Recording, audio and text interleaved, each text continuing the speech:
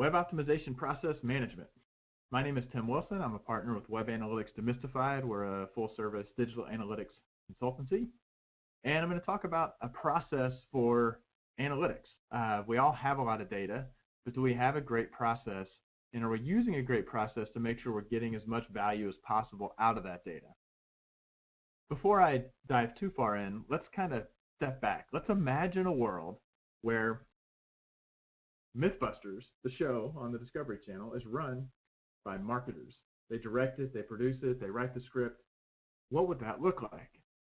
And in this fictional world, we start off with Jamie and Adam in their workshop, and they're looking around, and Jamie says, "Hey, we got a lot of stuff here. Let's do some myth busting."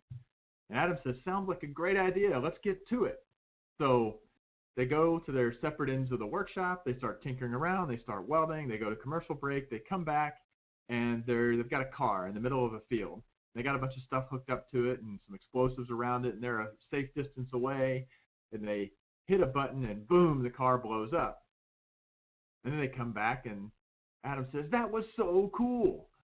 And Jamie says, "So how do we call it? Busted, plausible, or confirmed?" And Adam says, "Well, the explosion shot debris as high as 22 feet into the air." But what was the myth we were trying to bust? Jamie says, "Well, I guess we didn't really have one. We just kind of came up with a cool idea and started doing stuff around that idea." And Adam says, "Yeah, but we measured it. Like, we measured the height of the debris."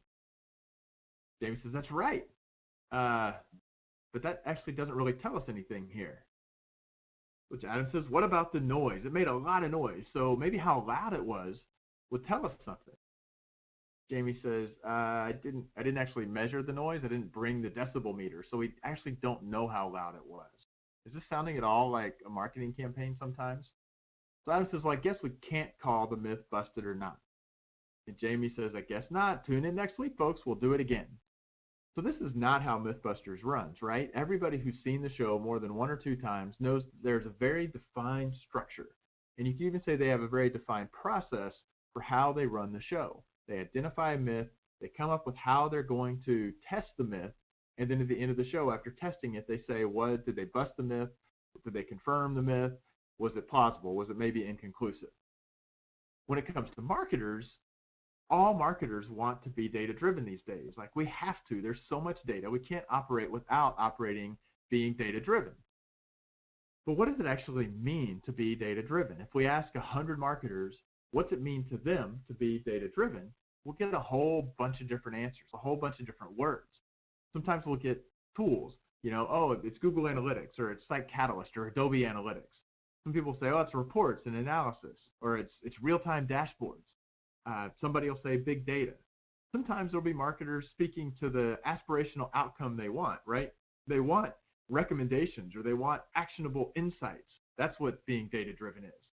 So there are a whole bunch of words that legitimately could be said to describe being data-driven, but there are kind of too many words, and there are too many words that can mean a lot of different things. So we actually need to start our process definition by making it a little bit simpler. And I would claim that there are fundamentally only two ways, and only two, that we can use data to drive a business forward. And they're very different, they're related, and they're complementary, but there are only two. One of those is performance measurement. The other is hypothesis validation. Performance measurement is nothing more than objectively and efficiently measuring, are we achieving the goals we set out to achieve? That's it. It's backwards looking.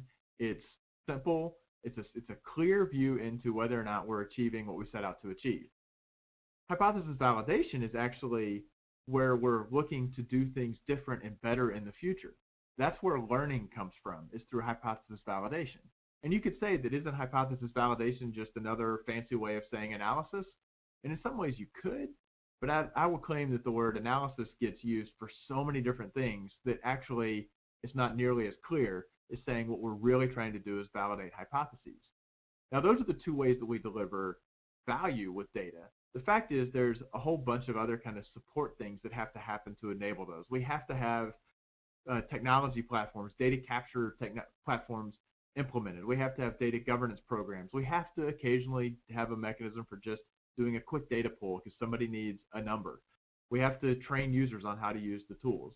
So there is a lot of support tasks. Those don't inherently provide business value. Those are just enabling effective performance management and hypothesis validation. Now, one other way I want you to look at this diagram is think of it as a portfolio of how you're investing your resources, primarily your time. Where are you spending the most of your time?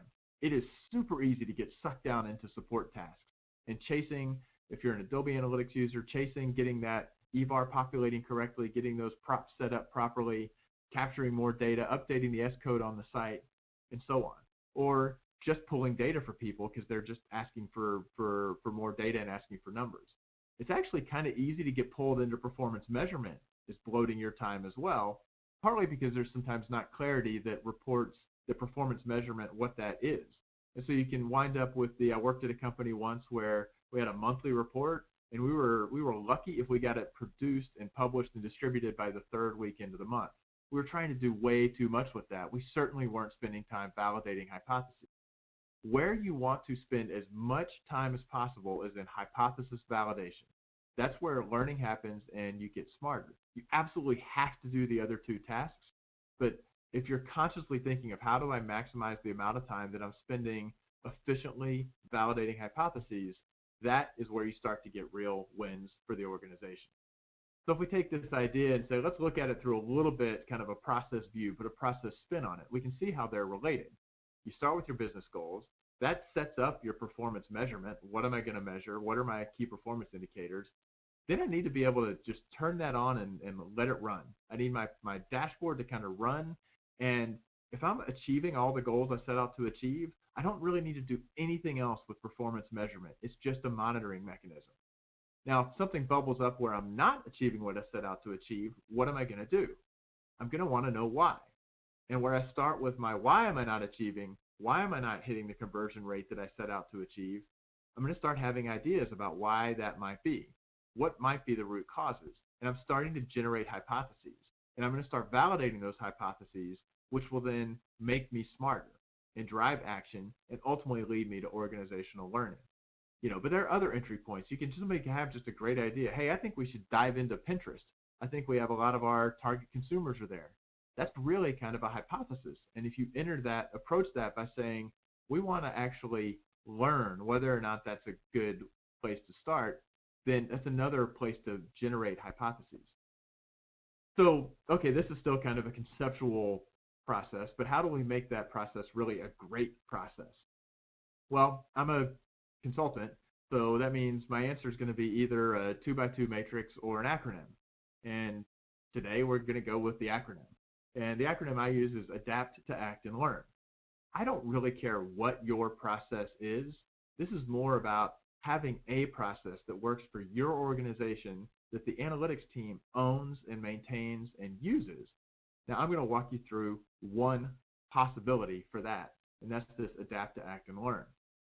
So adapt to act and learn starts with alignment, and that's kind of a one-time exercise. You need to be clear at the outset of the campaign. What are we trying to do? What are our KPIs? Is everybody on the same page? And that will be the guide for how we're going to measure performance going forward. But that's it. At the outset of a campaign, at the kickoff for a site redesign, maybe once a year when you're kind of reevaluating what are we trying to do with our website. But then you kind of move on from that. You move on from that to something that runs continuously, discovering, assessing, and prioritizing hypotheses. That needs to be running constantly, always on, always running. If you're doing that well, then you've got a wealth of hypotheses to work from, and they're prioritized. So you can also, every time you've got available bandwidth, you're grabbing the next highest priority hypothesis from the top of the queue, and you're validating it. Based on what you come from the validation of the hypothesis, that's going to lead to recommendations and acting. And here, a lot of times analysts say our job stops at making a recommendation. We can provide actionable insights, but we're not the ones who actually take the action. That's a little bit of a problem. The process really should take some accountability for ensuring that action based on the analysis, the hypothesis validation, actually occurs. We'll talk about that a little bit. And then really just acting at a point in time isn't enough. Ultimately, we're trying to drive overall broader organizational learning. which is another step beyond just taking action based on a single hypothesis. So let's start with alignment on goals and KPIs. Well, if you're an analyst, then saying that you need to have clearly established KPIs is not news.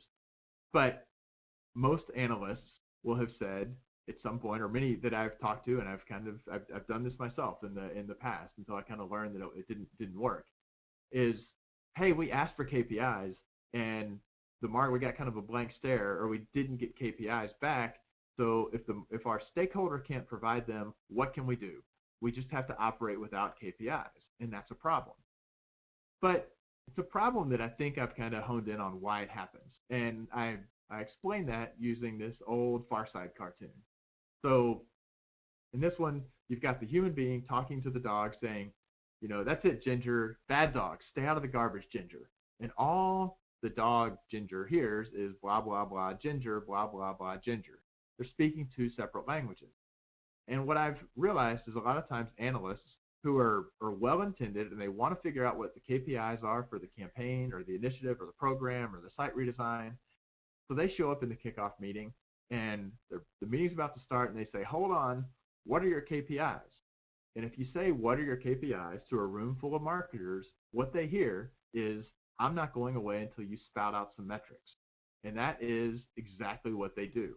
They hear that, they know what a KPI is, they know you're speaking analyst speak, and they say, I better start saying every type of data that we might want to look at. You're asking for metrics, I'm going to give you metrics, and they will spout them out. Problem here is those are just metrics. And I kind of joke sometimes that sometimes it seems like people think that the K in KPI stands for 1,000 instead of for key.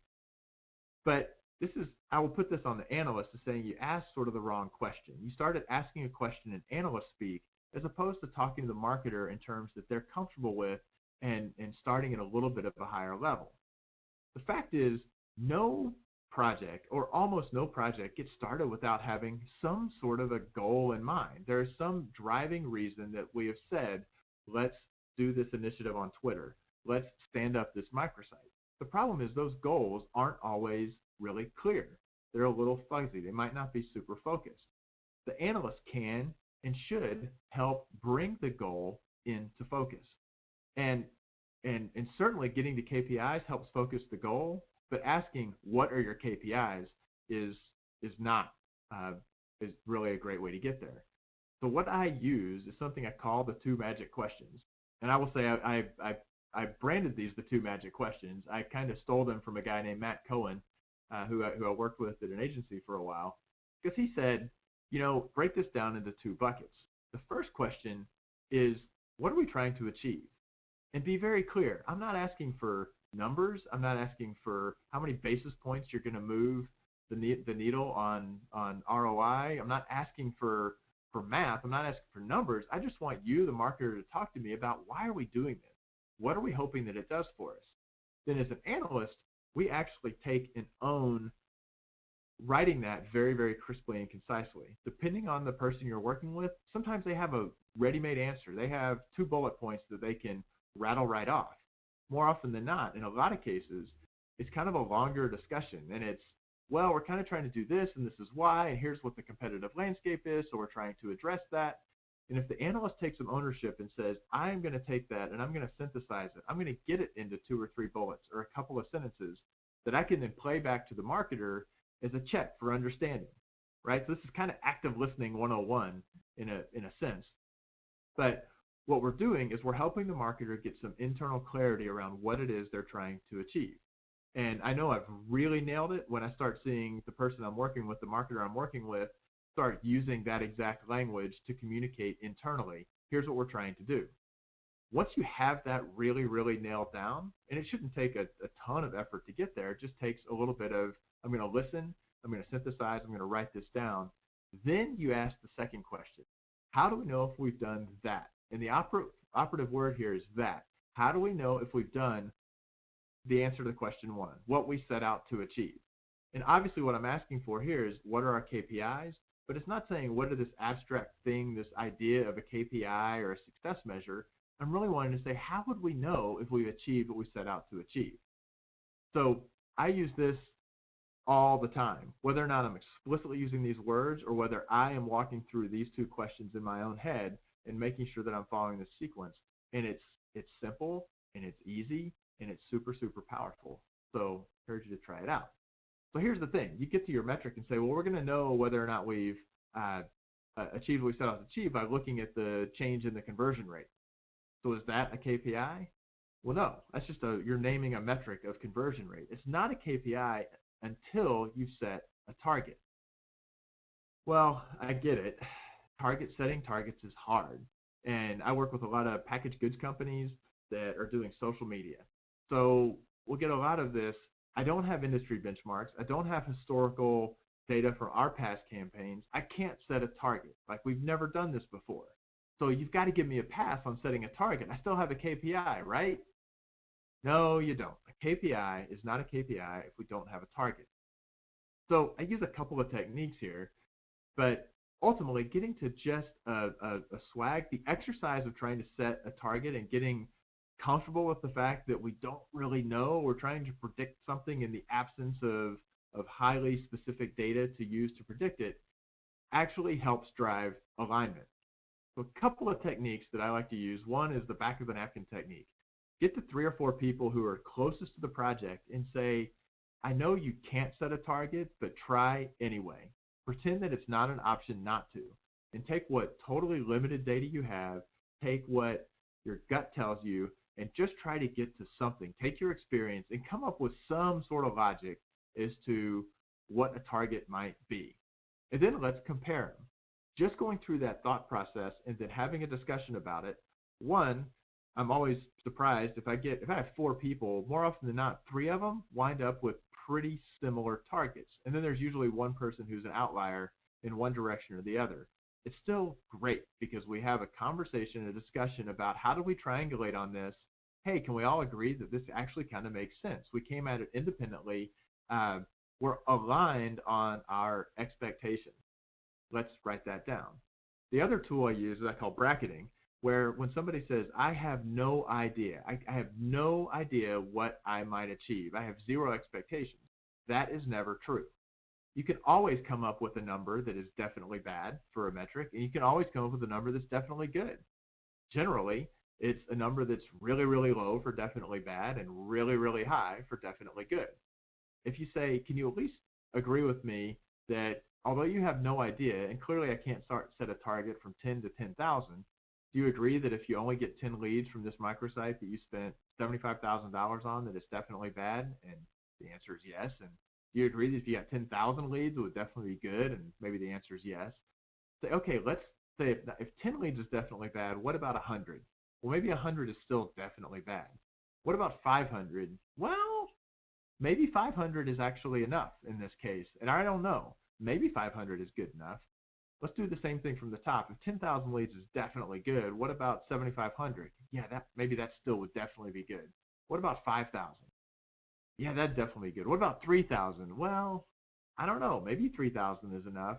Boom. You've got yourself a range that may still be a fairly broad range, but you can say we've got kind of our base that we definitely expect to hit, and then we've got maybe a stretch goal. And you can socialize that and have a discussion. You've gotten something written down. You're never more objective about what you might achieve than before you set out to try to achieve it. So to kind of summarize this little piece, goals and KPIs with targets are the core of effective performance measurement. And if you have effective performance measurement, you can manifest that self. You can turn that into a meaningful dashboard.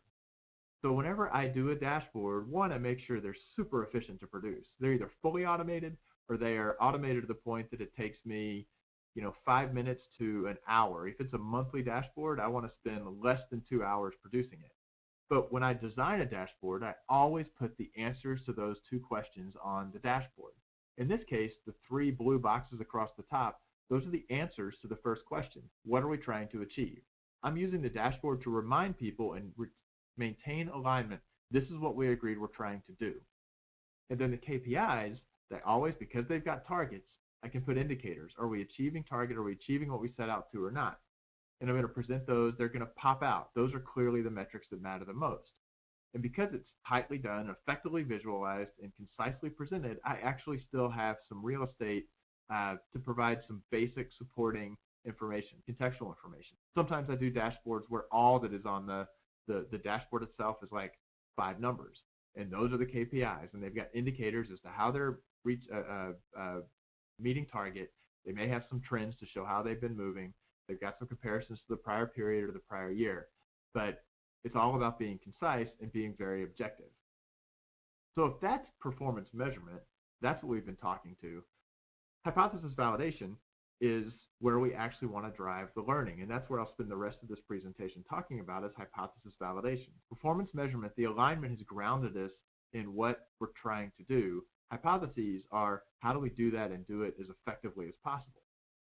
So with hypothesis validation, we dive into the discovering, assessing, and prioritizing the hypotheses. Starting with discovering, well, let's step back a little bit and say, why do we keep talking about hypotheses? Well, remember high school science? Remember the scientific method where we talked about hypotheses? I got into an argument a couple of years ago with a coworker about what a hypothesis actually was. So it actually drove me to the internet to look up the definition of a hypothesis. And it's actually pretty powerful. It's a tentative assumption. So I have an idea. I'm a marketer. I have an idea. I think something is going on. It's made in order to draw out and test. I have an idea, but I want to actually confirm it and see if it's right. It's logical or empirical consequences. Ultimately, I want to drive a business outcome. I want to drive action where I can make a change and actually increase the value that we're delivering to the business. Make sense? So a good analysis is nothing more than testing a hypothesis. And sometimes even analysts don't realize that. Sometimes they do analysis, they crank through a bunch of data, and they wind up with a bunch of charts, and it's interesting, but they're not really sure what they've got. And other times they say, well, this time I learned something. And more often than not, it's because there were hypotheses, they were asking questions and then answering them with the analyses that are actually more productive and successful. So where do we get them? Where do hypotheses come from? Well, maybe the marketer says, hey, if you're an analyst, if you need hypotheses, I don't really care. I just want to be data-driven. Knock yourself out. Generate some hypotheses. Well, a good analyst absolutely should be generating hypotheses. We need to have our marketing hat on. We need to care about what we're doing. We need to have ideas. We should be generating hypotheses. A lot of hypotheses are going to come from our stakeholders, from marketers. And they may not come in the form of a hypothesis. They may come in the form of ideas or questions or even requests for data. But if we can recognize those and pivot those to be clearly articulated hypotheses, then we're going to be much more effective at actually giving them something back that they can act on. Fact is, everyone in the company should have hypotheses. The classic one is the call center, or do you have a channel into your CSRs so that they can actually tell you what they think is wrong with your website based on feedback they're hearing from customers. So we want to gather hypotheses from anyone and everyone. Anyone might have a really good hypothesis, a really good idea. So the trick is, if everyone has them, how do we actually get them captured and clearly articulated? And, well, you could say, well, maybe we just send out an email to the whole company. Please submit any hypotheses you have about the website by end of week this week so that we can do our analysis planning for the next quarter. No, we don't want to do that. Hypothesis is kind of a fancy word. But the fact is, hypotheses aren't complicated. A hypothesis is nothing more than completing this statement. I believe. Now finish the sentence. I believe some idea. And whatever that idea is, you've now articulated a hypothesis. So really what we want to ask people and what we want to listen for and what we want to play back to them is when they have questions or ideas, play them back to them with this kind of simple mnemonic, I believe some idea. Okay, so I get it. You believe that, people come to the site or whatever. Well, this isn't quite enough. Because if we just get hypothesis this way, then people could have a legitimate hypothesis. I believe our homepage sucks. Well, that's great. I could go validate that. Maybe I could determine what that means. And I could come back and say, yes, you're right. Our homepage sucks. So then what are they going to do? Are they going to unsuck the homepage? That's a little bit broad. So I don't like to just capture a hypothesis. I want to do some kind of pre-assessment, pre-validation of the hypothesis that it's actually one that could lead to action. So I also say we've got to complete a second sentence.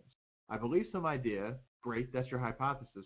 If I'm right, I will take some action. What action will you take?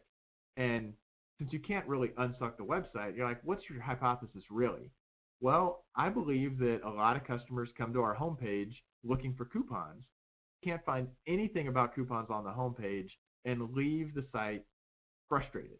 And if I'm right, then I will add some wayfinding on the homepage where for that group of people who are looking for coupons, we give them a clear place to go where we can talk to them about where to find coupons or why we don't offer coupons or how to sign up to get coupons when they are available. Then you've got something actionable. So it's pretty simple. You're not asking for anything all that intimidating. You're just trying to get a consistent format for ideas. And you want to be collecting those all the time. It could be the Wednesday before Black Friday and somebody has an idea. You don't want to say, yeah, talk to us in January. We're heading into holiday and we can't do jack until early next year. You don't want to tell them to remember their hypothesis. You want to capture it. You want to capture it and record it so that you have it and can continue to revisit it. So the core to the process I use is a hypothesis library. And the first thing in that hypothesis library is a list of hypotheses that we're constantly adding to. It can be a Google spreadsheet. It can be in Excel. Whatever your organization uses, you should kind of piggyback on top of that. If it's SharePoint, even if it's Lotus Notes, if it's Jira. So I'll say now at the URL kind of in the bottom corner here, bit.ly/web process, one word, all lowercase, is a bit.ly bundle. You can download a hypothesis library, a Google spreadsheet, or Excel. This part of it is very, very simple. It is the top of column A is the words, I believe, ... And the top of column B is, if I am right, I will, ... And then each row in the hypothesis library is a separate hypothesis, completing those two statements. Now, obviously, you're probably going to want to capture who submitted it and when they submitted it, maybe a couple other little pieces of metadata. But really, all you're trying to do is get a central repository where you can store and manage your hypotheses from everywhere around the organization. So, great. We've got a part of our process is constantly being able to capture a hypothesis at any time. And I will sit in meetings when somebody's having a discussion, and I will hear them say something that really is a hypothesis. I will submit it right then so I have it for future reference. I'm not relying on my memory to remember 2 weeks later what the idea was, what the hypothesis was. So you've got all these hypotheses flowing in. You're not now just going to dive in and validate all of them. You actually need to assess them because you need to get to where you're prioritizing. The first part of assessing is, are they clearly articulated? Did somebody submit a hypothesis of, I believe our homepage sucks? And if so, I need to go back to them and do a little probing, get some clarity. A lot of times this is where you find out that it was submitted as one hypothesis, but it's really 3 separate hypotheses all around the same, the checkout process or the homepage or the shelf page. So is it clearly articulated? The analyst needs to own this. As hypotheses come in, giving them a look, taking a look, going back to the person who submitted them, and getting clarification as needed. Now, the second thing is ultimately we're going to want to prioritize these. To prioritize them, we have to know how much effort it's going to take to validate them, which means we actually have to determine our approach. And this isn't writing out a full validation plan. This is really what's the right tool for the job. And analysts especially, and marketers sometimes as well, tend to fall into the trap of Maslow's hammer. This is Maslow. The same guy of Maslow's hierarchy is also often credited with, when all you have is a hammer, all the world looks like a nail. And for web analysts particularly, a lot of times we see our entire tool belt of data as being our web analytics platform. Well, the problem is, if we take our coupon example, that we think visitors are coming to the site looking for coupons and are leaving frustrated, yeah, with web analytics, I can get some sense of how many people are looking for coupons. I can go and look at what people are searching for on the site. And if they're searching for coupon or coupons, it's probably because it's not clear to them where they're going to find that information. But I have no idea whether they're actually leaving the site frustrated. Much, much better to actually take this attitudinally oriented concept and use an attitudinal data collection tool, voice of the customer. If I ask nothing more than the iPerceptions 4Q, why'd you come to the site today, and were you successful, and what's your site status, how satisfied are you with the visit, I can validate that hypothesis. I may have to go in and say, wait a minute, we don't have one of the options being I'm looking for coupons. I may have to tweak my data collection, but it's a much better question, that hypothesis to validate with voice of the customer rather than web analytics. A/B testing. Now, a lot of times companies say, I don't have an A/B testing tool yet. Well, sometimes you don't even recognize why you need it. If you've got a hypothesis library and you're starting to look at the hypotheses that are coming in and saying, I can't really answer that with web analytics, that really would require an A/B test.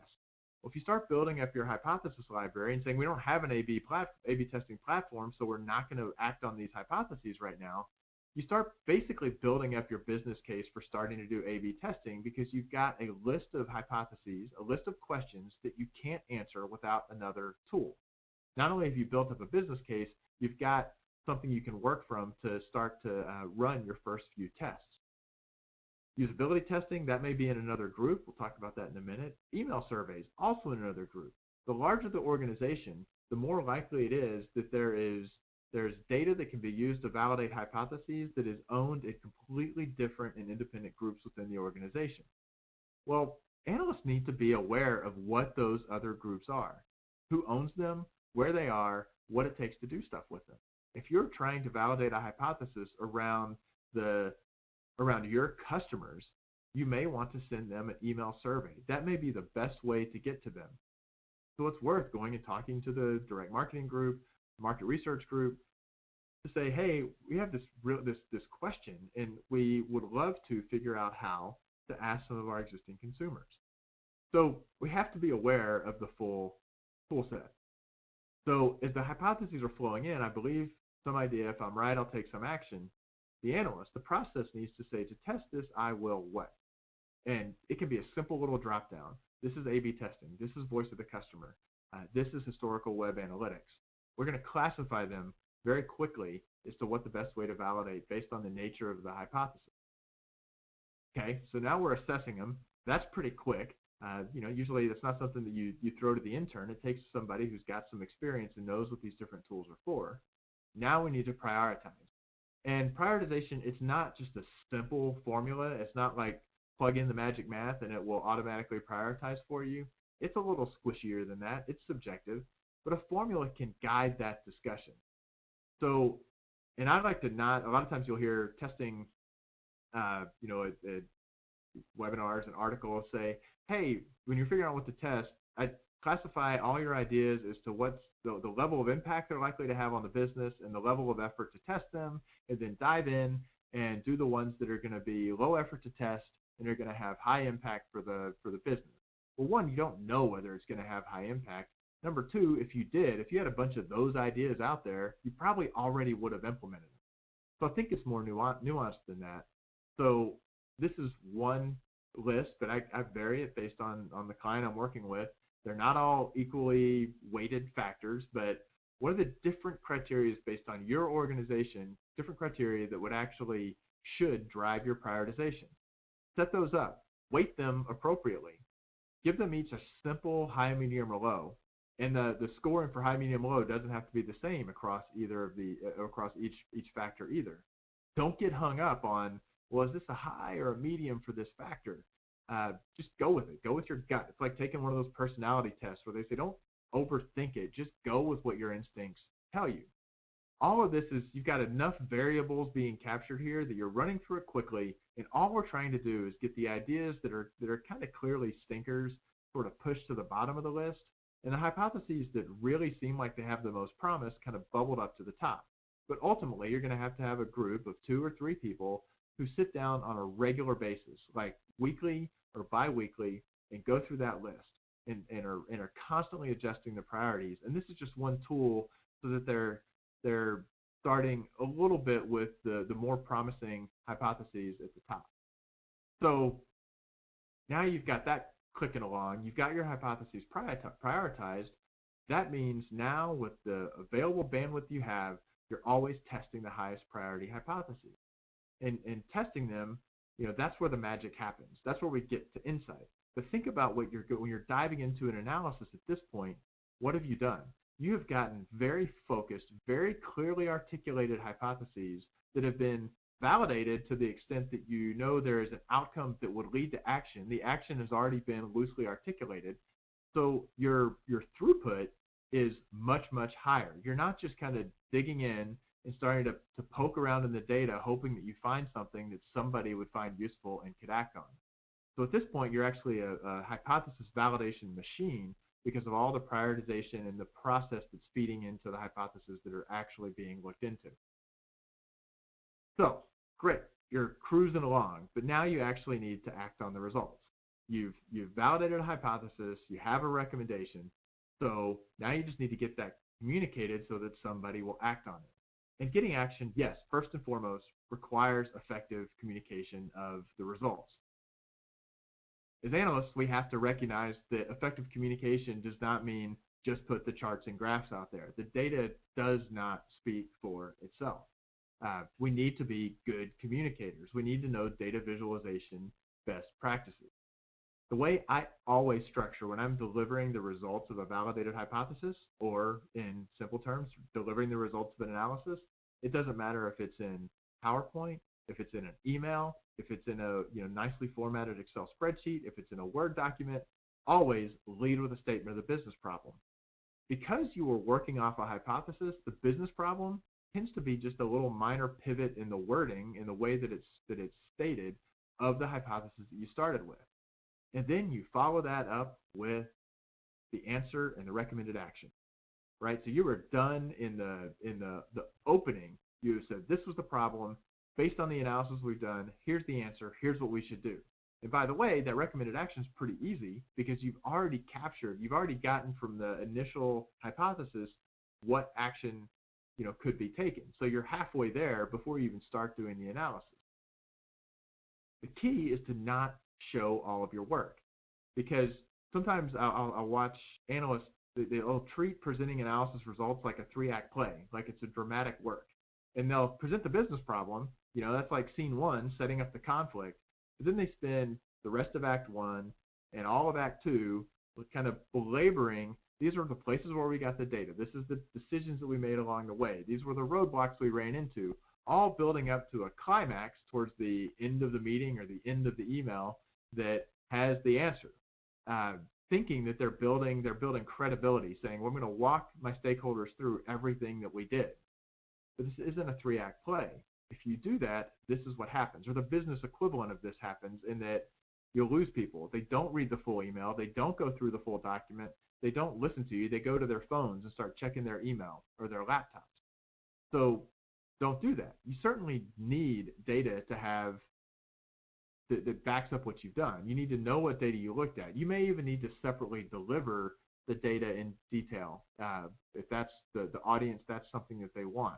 But that should not be the default way that you lead into presenting the results of validating a hypothesis. And then you also need to track to action. So it's not enough to say, I delivered a recommendation and they could take action on it.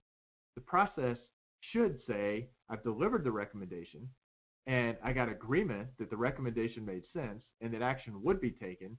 I'm going to capture who's taking the action and when. They can't necessarily do it tomorrow. There may be a code freeze. There may be some other releases that have to get out first.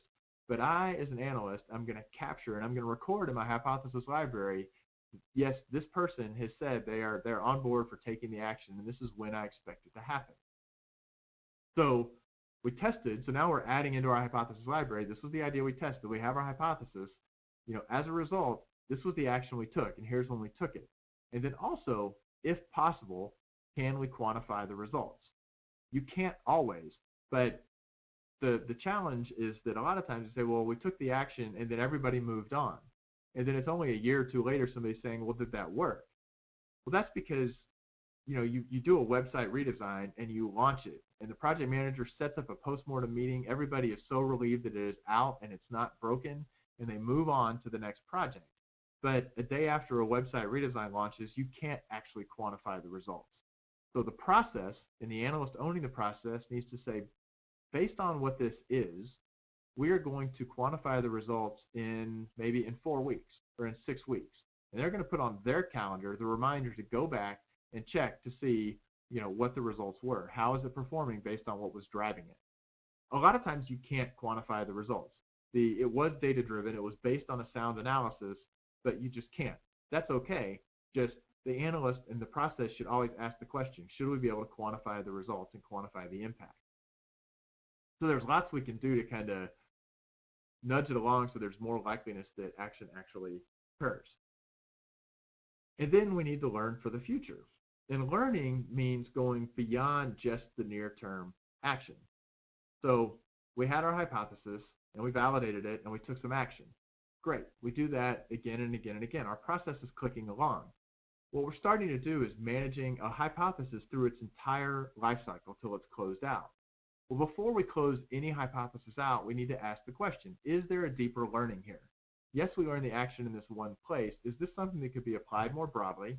Have we actually learned something about our consumers through the course of validating the hypothesis? Most of the time, the answer will be no. But we need to always ask, is there? And then record it. Was there a deeper learning? Sometimes we'll try to validate a hypothesis. We'll fail to validate it. Say, well, we don't actually have evidence that that hypothesis is true. But we still got a deeper learning because we've actually learned that this, a lot of people seem to think this was the case, and we aren't actually seeing evidence of that. So if you're doing this and you're managing this all in your central repository, your hypothesis library, then you can, on a regular cycle, monthly, bi-monthly, quarterly, do an export and get your list of all the hypotheses submitted, the list of the ones that you validated or attempted to validate, which of those actually led to action. And some of these will be in flight, right? Time kind of mucks things up. This is kind of an always running process. Which of the ones actually, led to results we could quantify? Which of them led to deeper learnings? Now, you're not presenting this export in these monthly or bi-monthly or quarterly, we call them learning loop readouts, but this is the basis for a very, very powerful presentation where you can start to talk back to the organization about being data-driven and what that really means and the life cycle of a hypothesis. And you can start crediting all the different people who actually had these ideas and what the steps went through. It may have taken a month or 2 months or 3 months for it to go all the way from the hypothesis through achieving results. But you can start showing that back to the organization with this ultimate goal of actually pivoting the organization to a business that is operating around a culture of validated learning. They really are being data-driven by being hypothesis-driven and learning and getting smarter as an organization. So that's the adapt to act and learn process. As I said at the outset, I don't really care what your process is. These are a lot of the elements that need to be covered. Analysts need to be involved earlier and own the process at that point, and they need to be involved after delivering the results of analyses. And they need to be very clear on the difference between performance measurement and hypothesis validation. If you go to this bit.ly/web process, there are a number of resources. You can download kind of sample hypothesis libraries. You can download a audit tool kit where you can do like a self-audit and say, what are the different data sources that we have? They're actually some of my kind of favorite readings and sources for becoming more effective communicators. This presentation is posted there as well. So lots of things there. None of them, there's no login or registration required. It's just kind of an ugly bit.ly bundle with links out to each of these. So with that, hopefully you've enjoyed this talk. Thank you for your time.